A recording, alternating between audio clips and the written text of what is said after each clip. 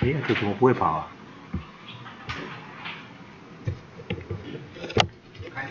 啊？对，但是滑鼠不会跑啊。奇怪，滑鼠怎么不会动？哦，滑鼠不会动，怎么了？哦。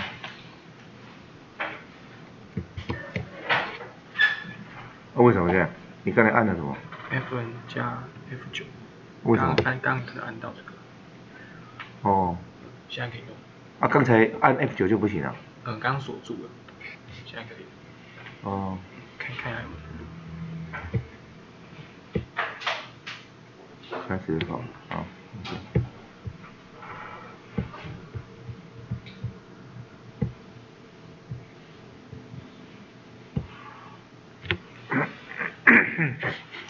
So this topic, the interface A, is just different from the sex gem. So did you remember what I am talking about is the interface A? When we discuss the semiconductor communication protocol, we mentioned about sex1 and sex2, and that is the communication protocol for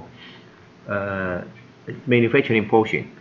While for engineering portion, we have an interface A standard. And what is interface A? Let me tell you the requirements of interface A. That is something to do with e-manufacturing. Did you remember when we have the? Let me show you anyhow. The interface A, the overview, which include 4 specifications: E120, E125, E134, and E132. So totally we have 4 specifications, and I will go through them one by one. This one is for common equipment model, and this one is for equipment self-description, then data collection and authentication. So let me go through them one by one now. It's okay. So this is a typical or standard on equipment.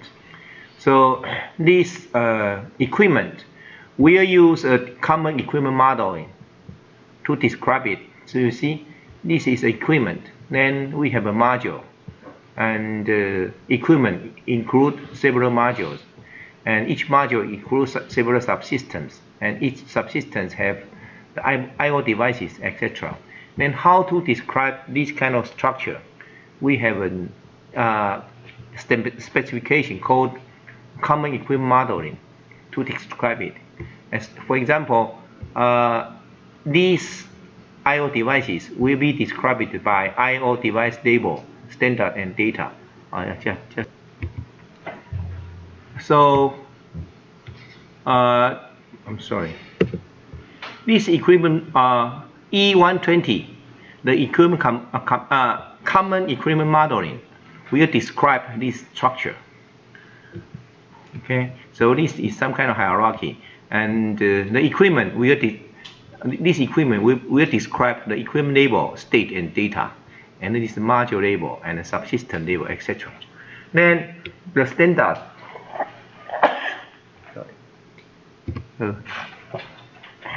Then the specification E125 will describe equipment self-descriptions. What is the equipment self-description? That is, he will give you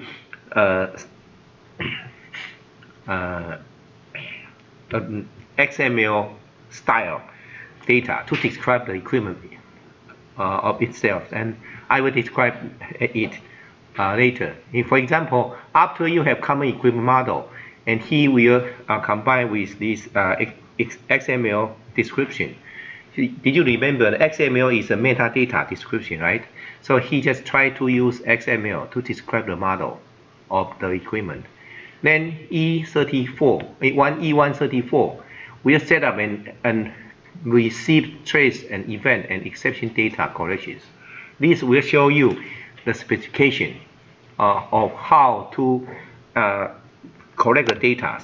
totally we have 3 type of data, the trace, event, and exception data, and I will go through them one by one, and how we can receive these 3 type of data and how to correct them. And E134 will describe how to authenticate and authorize the data. 这是认证跟授权的。This is for security reasons, because for IS-232, they just describe the message protocol so that you can communicate with each other, but he doesn't take care of the security issues. While in for the internet or web version, as we know that the internet is very convenient, but it's very dangerous too. So we need to take care of the security issues. Then in order to take care of the security issue, we need to do the authentication and authorization. So these standards specified the authentication and authorization of EDA, that is the interface A. So those 4 standards I just mentioned to you, that these 4 standards, and then I just use this picture, will be more easier to describe it. Again, let me tell you that E120 describes the common equipment model, something like object diagram, and each model, I should say each block, should have a self-description that is defined by E125. Then E134 will describe how to set up and receive the trace, event, and exception data, those 3 type of data, how to describe these 3 kind of data, and how to accept that, and how to receive it. And finally, the E134 describe the security issues for defining the authentication and authorization. Okay, and this picture is very important, which describes the EDA integrated scenario. So we have client and equipment. Be careful here. Equipment serve as a server. Then how to communicate with the equipment? So other than the equipment, every device communicate with equipment are called clients. So if a client would like to communicate with the equipment, then these are the scenarios. So this is very typical example, very important. We use this kind of scenario, a communication scenario, to describe all the communications. Even, for example, when I design the interface A, the communication protocol, using this kind of scenario also. So we have client and equipment, and you see this is the data collection plan, and this is the metadata to describe what you have, and this is data collection activity. Did you remember? I just mentioned that we have 3 types of data: event, exception, and the trace. Okay. So to begin with, I just mentioned about we need to take care of the security issues. So over the internet, we need to do authentication. So in order to do authentication, the client will issue a request to create a section so that he can communicate with the equipment. And of course, after creating section, okay, of course, after we have authentications, in other words, the equipment, the client will ask the equipment that ask him to have a permission for the client to communicate with the equipment. If the equipment say yes, then he will send the create section request first, then send the metadata request. Okay, send the metadata request to the equipment, and you see this metadata. Send the metadata request. This is what I just call you something like a menu. We can treat this as a restaurant, and you are a client, a customer. Restaurant 就是餐厅了，这就好像餐厅，那你要去餐厅吃饭，那这个就是一个菜单了。那这个菜单，它就你下去以后它就会有菜单了。所以我的解释怕你们听不懂，再跟你们讲。Okay, so this is the menu. So after a client visiting the restaurant, the server, that is, after the client asking for a service, then the equipment will issue the metadata to the client. So this is something like the issue a menu to the customer, and the customer will make orders according to this metadata, and this order is called data collection plan. So after make the orders, and this order will be sent to the equipment. So you see this is data collection plan. This will create request and send to the equipment.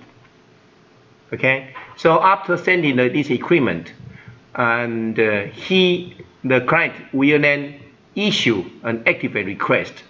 So after issue this activation, then the equipment will start to collect the data according to the data collection plan. And we have 3 types of data. He will according to your order, and he will prepare the data here, and then send the data accordingly. So this is just something like, this is the restaurant, this is the customer, and this is the menu, and he make an order, and then the restaurant will make the dishes according to your order, right? So this is the dishes. 这就是刚不讲吗？这是餐厅，这是顾客。那餐厅会准备菜单，那顾客当然这里面这意思就是说，你比较高级的餐厅，客人都要先去餐厅先预定位置，那看看餐厅有没有位置给你，有的话那你就进来了。进来的话，餐厅就会先把那个餐厅的订单，应该讲菜单，提供给那个客人。那客人的话，就根据他的菜单去下那个订，说是他要订什么 A 餐 B 餐或者是什么样的菜，订好以后，这个就送给那个菜单的厨师，厨师就根据你下的那个订单去准备你的菜。你订个宫保鸡丁啊，你订个什么啦，他就照这个方式来准备好，然后做好以后就一个一个把菜送出来。你订了10道菜，他就准备10道菜就给你送出来，大概是这样。So this is very important. This kind of scenario is very typical. So you see, let me explain this again. The client, to begin with, the client need to communicate or need to send a request to the equipment so that he can get the authentication of the equipment. In other words, he get the permission to communicate with the equipment.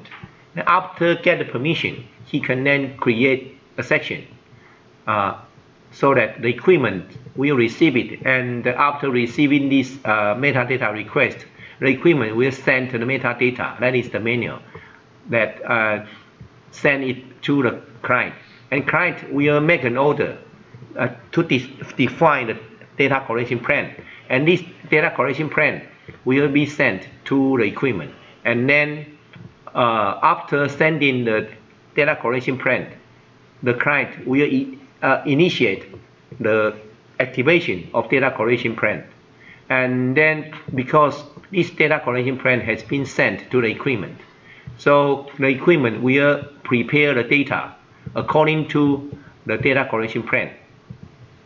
Right?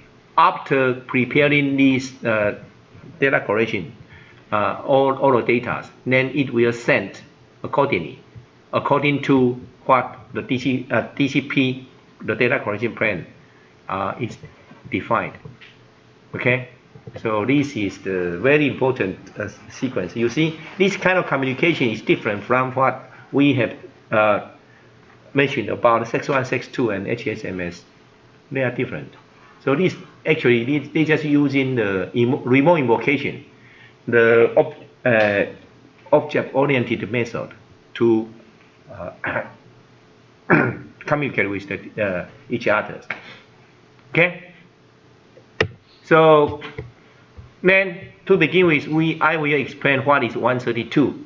That is standard for defining the authentication and authorization. So the purpose is to provide a means for factories to control in software which applications are permitted to communicate with the equipment. And it will provide a means for factories to control in software and which equipment, services, applications are permitted to use. So you see, just try to give you the permission of that. So, and of this scope, the EDA communication technologies only. So you see, the Section 2 communication will not be addressed. The Section 2 communication doesn't define the security algorithms. You see, so only the EDA, that is the interface A, have defined this kind of authentication and authorization. Okay, so this is the structure. So you see, in order to do so, we need to have an administrator, security administrator first. So you see, this is a central security administrator. So this will be implemented by the factory and assigns credentials to applications. So this is the security administration. Then the client here will establish sections with equipment. This will establish sections with the equipment and provide credentials, right? So under the equipment here, we challenge the equipment for credentials, deny section if not accepted. So in other words, in a factory, we have a security administrator here. Then this will provide the client credentials authentications, and of course this will tell the equipment which client is allowed to access the equipment. So after he gets the credential, then he will show that what kind of authorities he has, and he will ask the equipment to authenticate equipment to give him the permissions. If of course he then will challenge you. See here, you will challenge that do you have the permissions to access the equipment? If yes, then of course he can open the channel so that he can communicate with each other. So this is the scenario. You see, session request and then equipment challenge, then a client authentication and then acknowledge. So this is very typical security scenarios. Okay. Then this is the state diagram. So you can check by yourself. It's very straightforward. Okay. Then second one, the equipment model. Then the second one is the common equipment model, E120. The purpose of this specification is to provide a means for suppliers to describe the physical structure of their equipment using common attributes and terminologies, and then provide a means for semi-standards that depends on information about equipment structure to have a basis for doing so using common attributes and terminologies. I will give you an example.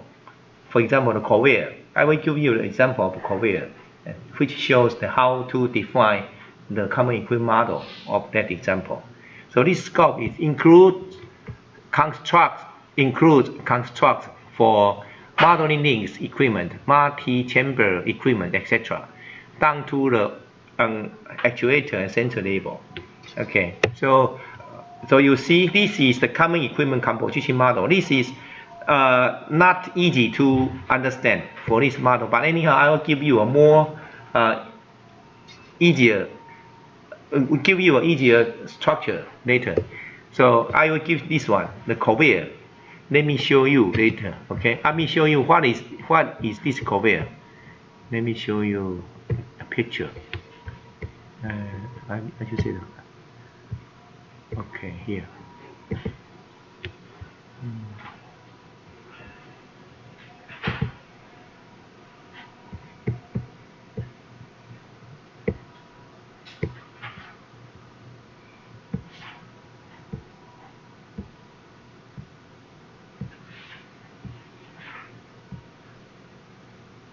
Oh yeah, here.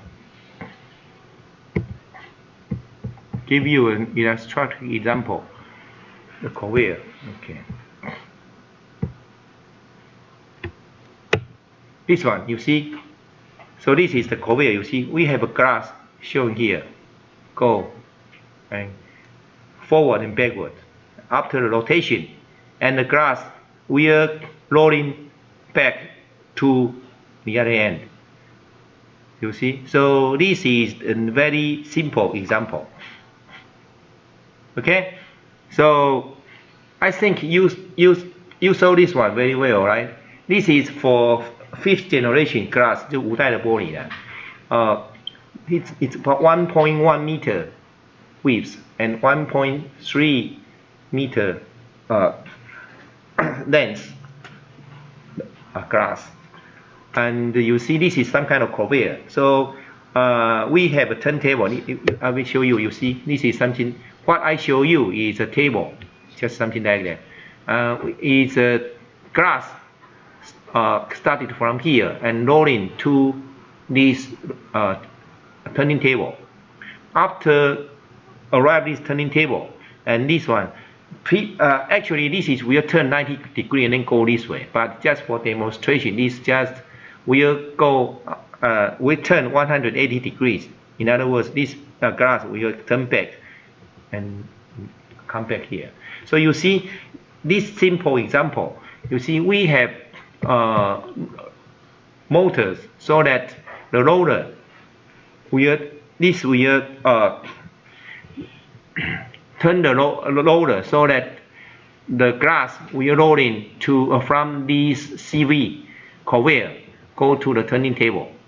And after arrived in here, you see we have sensor, photo sensor here, X25, 26, 28, 29, and 27, 28. After arriving this turning table, and we have another motor here. This is motor 01, this is motor 03, and this motor then will turn 180 degrees, and the glass will turn back. And this is the same. So you see, we have this kind of structure so that it's easier. I should say not easier, but anyhow, this is some kind of equipment, and it's very simple equipment.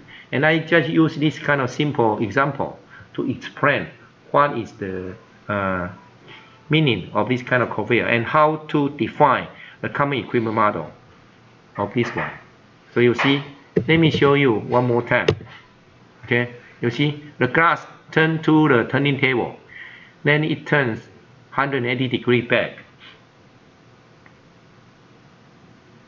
and then glass will turn back to the conveyor. Okay.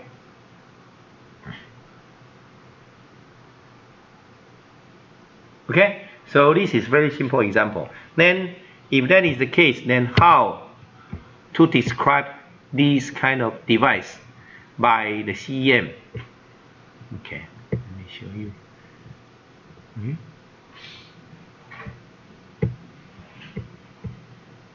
So this is the picture. Turning table conveyor.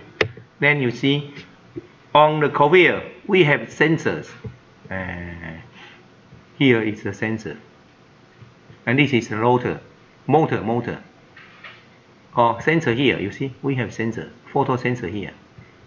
So this will detect that the glass has arrived or not, right? And this rotor, this motor will turn the roller. Okay. And so you see this conveyor, we have motor shown here, and we have photo sensor shown here. So this equipment should be described. Then how to describe it? See, so you see this is a conveyor, and this consists of a conveyor. This is the CV and TT. What is CV? And CV is 输送带 conveyor, right? TT is 旋转台 turning table. Okay, so we have CV. We have CV and TT. So this conveyor, this is equipment. The equipment consists of CV and TT, right? And this CV, we have a motor, and this motor this CV has another photo sensors, X22, 23, and 24. While this turning table have a motor, have 4 motors, 1, 2, 3, 4. 4 motors and have 4 photo sensors here. And those elements are called I/O device. Right? So this is a simple example. If you remember when I mentioned about the CEM model shown here, this one. So maybe this one is not easy for you to swallow, but you see, after showing that example, then you know what it is, right? Equipment consists of modules. A module consists of subsystem or I/O device. So this is the conveyor, and this is CV and turntable. And CV will have, for example, the motor and the photo sensor, right? So that is a very simple example to describe the common equipment model. Did you follow me? Okay, good.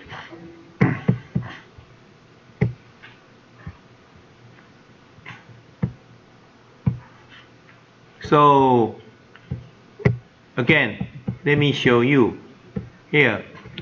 So for example, this CV, we have 1 motor and 3 photo sensors, X22, 23, and 24. While this turning table have 4 motors, MO3, MO 2-1, 2-2, 2-3, right? And we have 4 sensors here.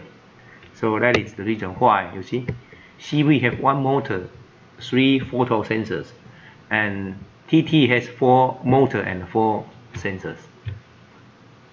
Okay, then how to okay, this is the example of conveyor CEM structure. Then the equipment self-description. After you have this model, and you need to describe the equipment. Okay, so this E125 standard will provide a means for application to discover via software the physical equipment structure, available data items, events, and exceptions. So the scope is include type description, units, equipment structure via CEM E120, right?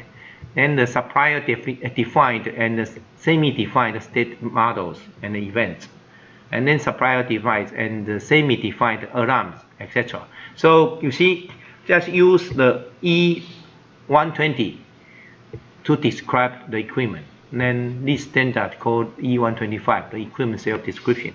Let me show you how we can do so. As you see, this one, this structure is defined by E120. While the description, equipment self-description, using E125 to describe the equipment, the module, the subsystem, etc. And you see this equipment, the structure is something like that. He will use the state machines because this is some kind of dynamic description. He has some kind of dynamic behavior. Then we will use the equipment, the state machines to describe the dynamic behavior. Then the data structure will use this kind of semi-object exceptions and parameters to describe the equipment. And I'll show you later. And you see the metadata is modularized. So you see, of course, for example, here we have units, types, and equipment structures, etc. They are all defined independently of one another.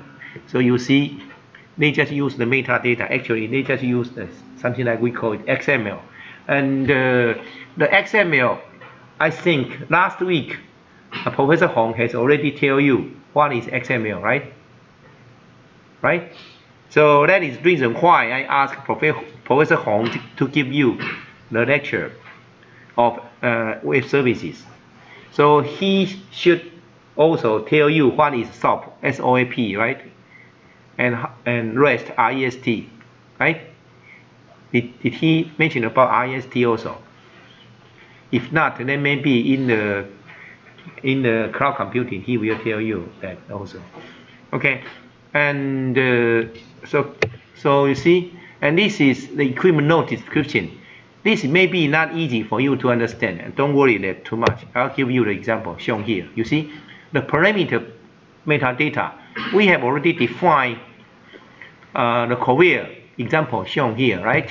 So this equipment associations. So this is the conveyor and sensor. So the sensor state. So you see this unit has Boolean or milliampere. This is units, and then it's RPM. This is the unit for rotation speed. RPM is a unit for rotation speed. So you see the conveyor and sensor. This is sensor state. Then conveyor, motor. The motor have motor current, and we can sense motor current and the motor speed, right?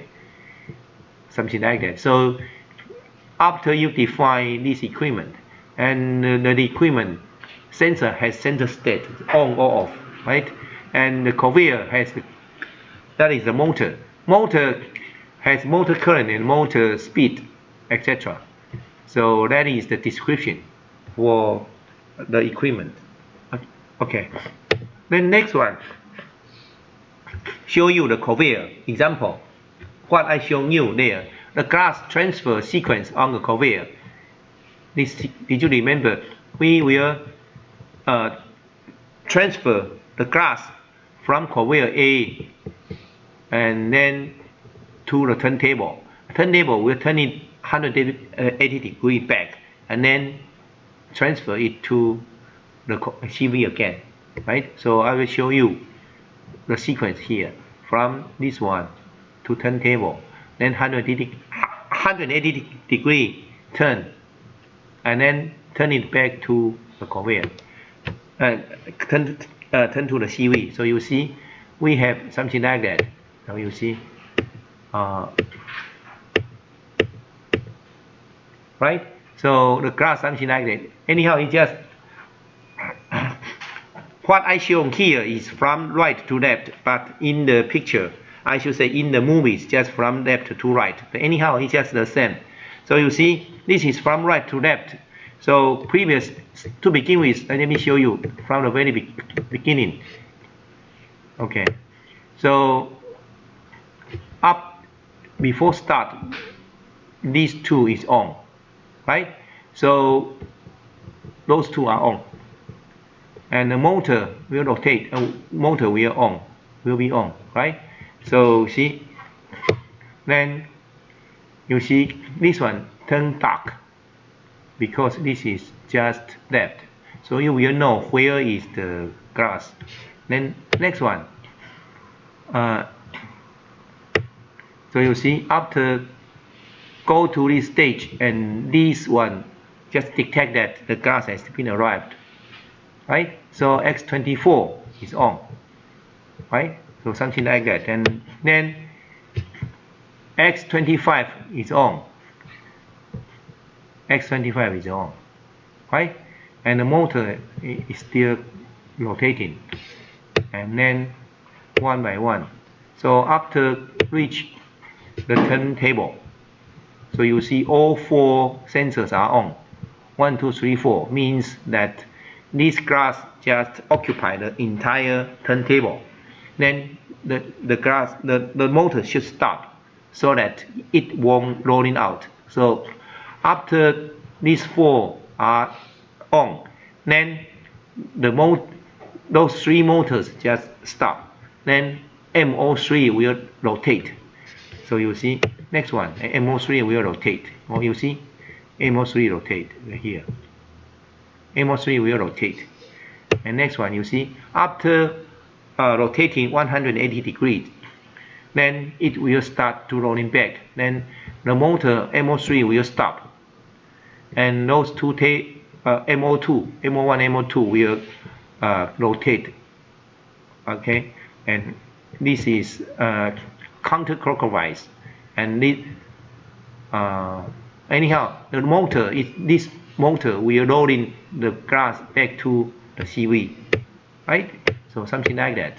Then you can check all the PLC logic. then how it can transfer back. Okay, so if you know this one, then how to define the state machines. And let me show you this one. You see the sensor will be easier. We have sensor, the photo sensors, X22, 23, 24, etc. And sensor just have on and off two states, from on to off or from off to on. This is initialization, or turn the power on. It go to on, off, on, off. So it's very simple, very straightforward. Then how about the sensor state machine metadata? So you see we have that sensor state, the transition from source to target. So you see this one transition, right? So the sensor state of the machine, the description of the behavior, the state name and ID, and you see we have state initial, right? So you transition. What I need to tell you, yeah, here is something like here. Oh, no, this is motor. I'm sorry. This is the sensor state. Sensor state just shown here. 1, 2, 3, right? So 1, 2, 3. So we have transition 1, 2, 3. 1 just turn the power on. 2 is, you see, 2 is from on to off. 2 is from on to off. So transition 2 is from on to off, right? Transition, this is on to off. So event ID, this is from on. This is on to off. Transition 3 is from off to on. So transition 3 is from off to on. So it's just very straightforward to describe it. Okay? So even this describe, the table seems a little bit complicated, but the description is very straightforward. We have three transitions, 1, 2, 3, right? 1, 2, 3, because we have 1, 2, 3 transition from on to off. So you just follow that table, and then you will see what's going on here. Similarly, we can define the motor state. Motor state is a little bit complicated, but you see the motor we have we have clockwise and high speed, and counterclockwise low speed, counterclockwise high speed, and then stop. So we have 1, 2, 3, 4, 5, 6 state transitions back and forth. So you see totally we have 6 state transitions. So you see we have here transition 1, 2, 3, 4, 5, 6.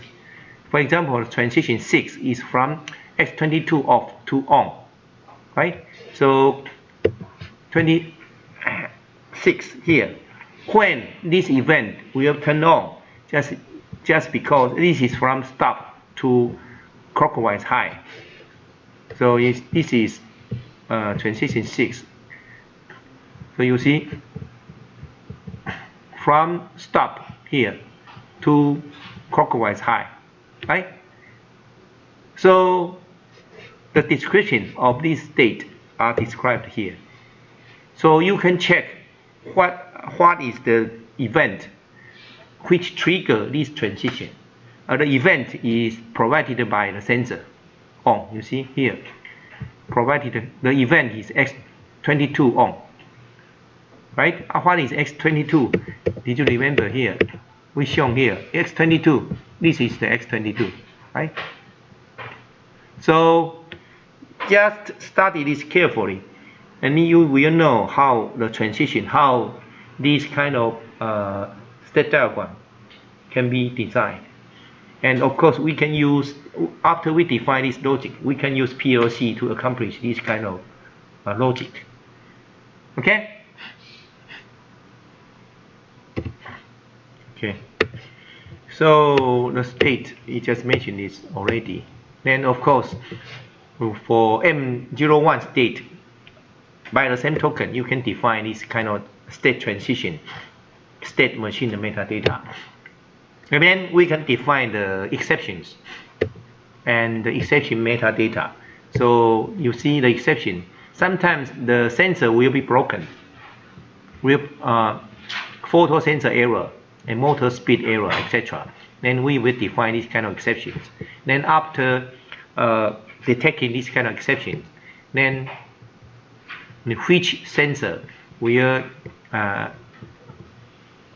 has this kind of what kind of just a second 实在是，所以你们要赶快毕业啊。Okay, so then SI object, don't worry about this too much. This is just some kind of object type defined by SEMI. So I just teach you the concept of the EDA or interface A, and not necessary to use the SEMI object to define it. But anyhow, if you really stick on the semiconductor industry, sometimes they will tell you what is the SEMI object. If you really would like to know, anyhow, just check with this E39, then you will know it. So, but for this course, I just teach you the concept of interface A, okay, and the parameter, how to define it, and the parameter classification, etc. The parameter type, and the unit, how to define a unit. Then here, this is important. The interface for equipment metadata. So the equipment metadata interface, how we can define it. You see this equipment, we have metadata, and then we need to define the functions. So this is 125, right? Equipment self-description. So you see, this is the equipment, and this is the client. Client and equipment, they will try to communicate with each other. In order to communicate with each other, we need to define the functions to be invoked by the client. Of course, if equipment want to communicate with the client, and this need to define functions for the equipment to call it also. So you see, we will define the units, the definitions, the state machines, etc. And then the client will define the metadata revised. If really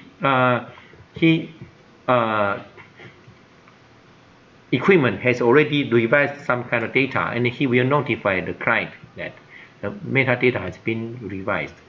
So you see, this is using the remote invocation to communicate with each other. Okay. So then the data collection management. We switch the topic now. The data collection management. The purpose of this data collection management is to provide a means for application to organize all data needs, trace, exception, event. That is three kinds of data. We have trace, exception, and event, and into logical named unit that can be individually activated and deactivated. So data collection management, how to define it? You see this data collection plan definition, what we call the DCP, data collection plan. The management, data collection plan, a management interface, state models, and the data reporting formats, and the event-driven push type style. The data, when we have two kinds, one is push and the other is pull. Push means if you have data, then just push it out. So this communication using the event-driven push style data collection to push the events, the trace, and exceptions. Then on-demand data collection and on-tool buffering and event performance warning and DCP management privilege model. I will go through that one by one. So you see this data collection overview, and the equipment will, after receiving the data collection plan defined by the client.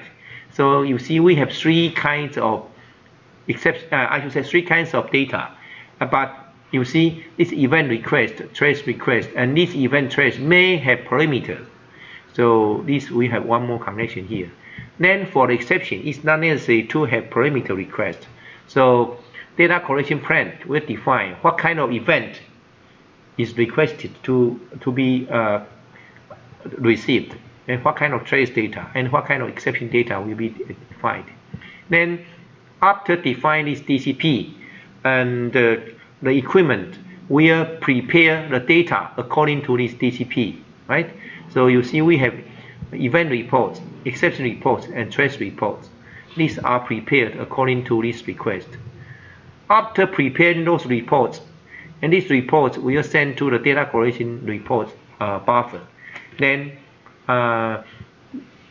after finishing preparing, then the TCP, we will call the TCP consumer. Then this data will send it back to the client. So you see, the client will send the TCP to the data collection manager. Then data collection manager in the equipment will prepare the data according to the TCP. Then after finishing preparing, then those data will be put in the data collection report, this buffer. And this report will be sent finally to the client. Okay. Then the manager and the consumer interface. So we have here, you see, this is the equipment. That is the consumer or the client. So you see, the equipment will have defined this method in the data collection manager, right? And this one will have several data shown here. This is data collection plan. Data collection plan, and what kind of data collection plan you have. They just according to this data collection plan to prepare the data. Okay, and then here the consumer, the data collection consumer, we have new data, performance, warning, etc. And this data collection will prepare the data collection report. The consumer will try to receive this data collection report. So you see, just use those two methods. They can invoke with each other or communicate with each other. Okay, so the data collection plan. How to define the data collection plan? So you see, we have data collection plan consists of event request, trace request, or exception request. The event and trace will have parameters, right? Consists of parameters. And the exception doesn't have the parameters, so we just don't need to connect to this here. And the trace, we have trigger. Trace means when to send the data and when to stop it. So we need to define the triggers, the event trigger and the exception trigger. There are two kinds of triggers. One is event trigger, the other is exception trigger. Event trigger means if the event occurred, then send the trace data. Then the exception means if you have exceptions being detected, then send the data. Otherwise, it don't need to do it. And you see the request require source and ID. So you see each one, which source, which ID send this request should define here. Okay. So built-in TCP, what I mentioned to you is the data collection plan, right? So did you remember when we mentioned about the TCP here? So then it will become more clear about why I say this concept about the. Just a second. This one. This scenario is very, very important. After authentication, and then the client will ask the equipment to send the metadata. Then it will make an order according to this metadata, so that you see this TCP here, shown here. According to this TCP and send it to the equipment. The equipment will prepare the data according to this TCP and send it back. Okay, so you see, that is what I mean of the TCP.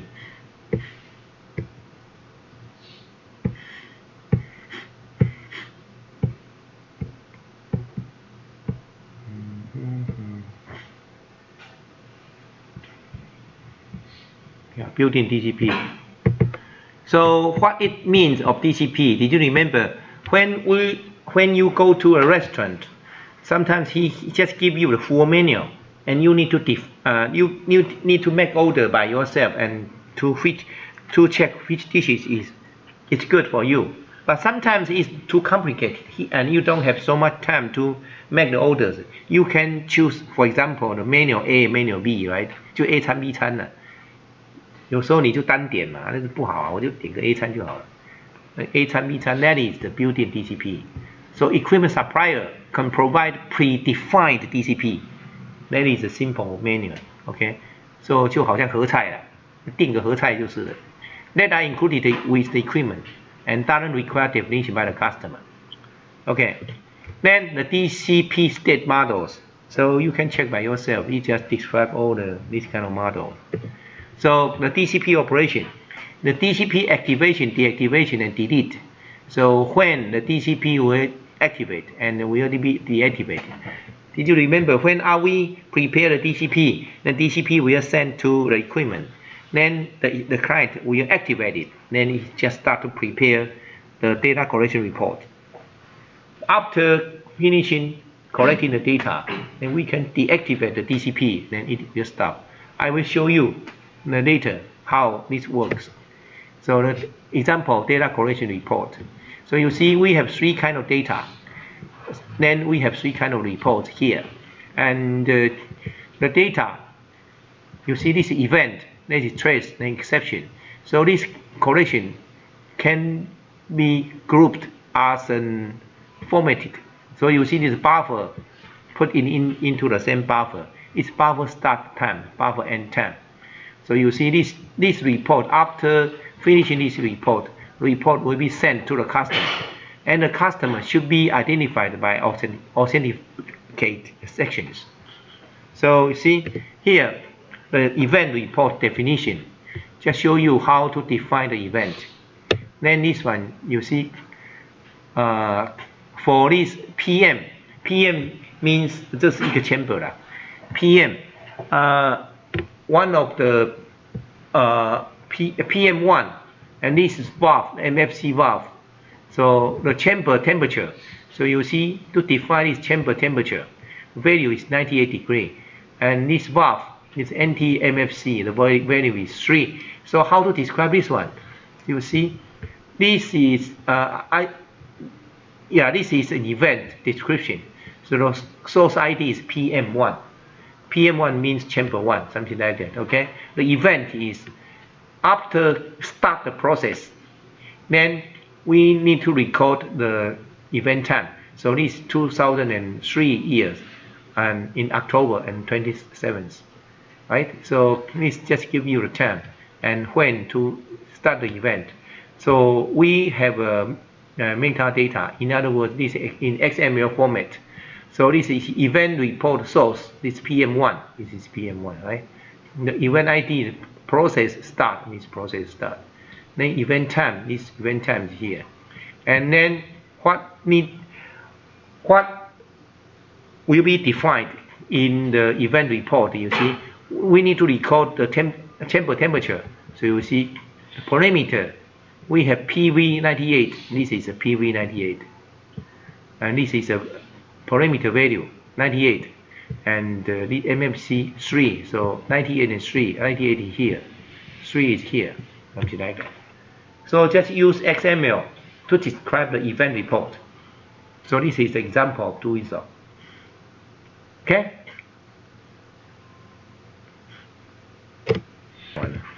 Okay.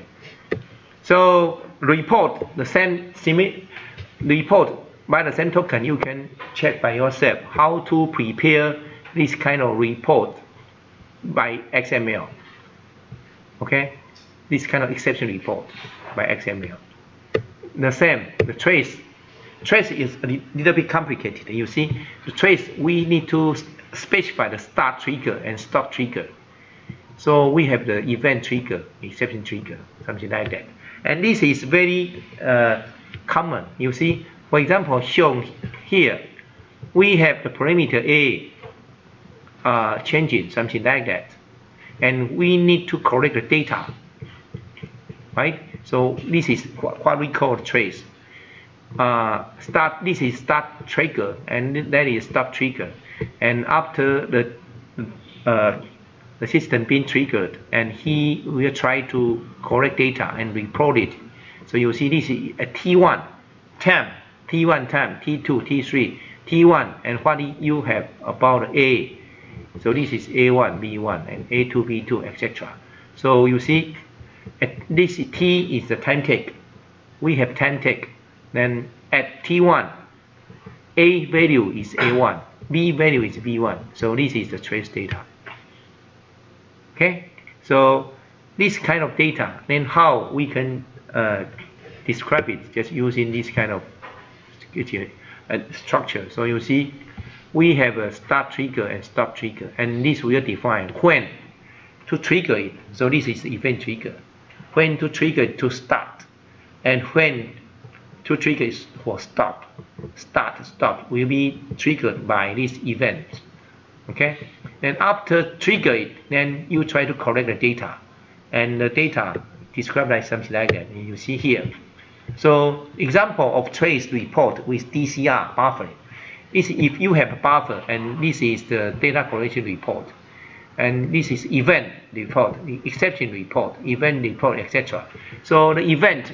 So if you specify the event, we always have a time tag here. So this time tag 1, A1, B1, A2, B, A1, B1, and time tag 2, A2, B2. So this one is event report, then trace report, exception report, etc. So all these kind of reports just combined together and put it into the data collection plan. And you see, we have the interval. What is the interval? This interval is here. This is the interval. Okay, here this is the interval. So during if this T1 we correct this data, but we should have this kind of interval. So during this interval, we still can prepare the exception report here, right? Or we can prepare the event report here, but this is just doesn't have any report, so just let it be empty. So you see, we can put all this kind of data in this data collection report. So all reports of event, exception, and trace are mixed in the data collection plan.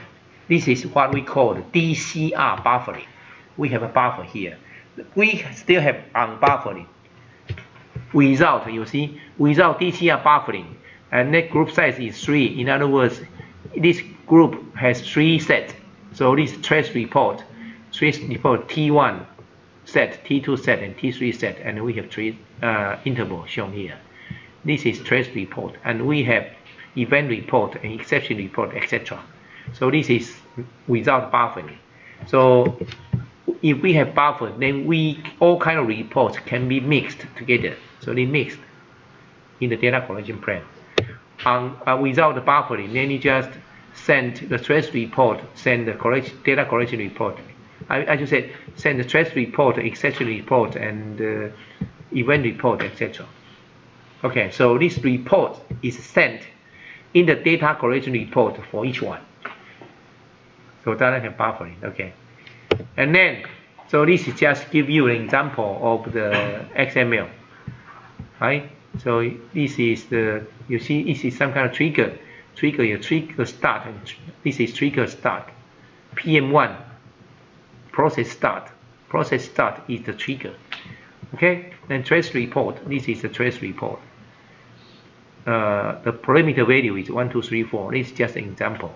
And when, this is T1, its value. Okay, a T1, a T2 value. Then those two are different. You see, this is 0, 0, this is 3, 0. So this is T1, is T2, and this is A1, B1, A2, B2, something like that. Okay, so because you should know what is XML, then first that has been taught last week. Then after you have this kind of concept, this kind of knowledge of the XML, then you will know how to describe the trace report here. So this is the performance. E134 has a capability of equipment performance self-monitoring. In other words, the equipment will monitor its own performance, right? So this is performance self-monitoring. If he found something wrong, then he will report this error or exception to outside world. Okay, you see? Allows equipment to warn clients of performance problems. Suppliers define problem threshold, and then decision regarding how to respond is owned by the company. Okay. So summary. So finally, summary. E120 provides a consistent vocabulary for describing equipment structure. And then E125 provides a comprehensive set of data structures to describe information available from the equipment. Then combine E120 and E125 together, simplify the naming and identification of equipment data items. And then E125 and E134 together create a more manageable and flexible data collection environment. Okay, that's it.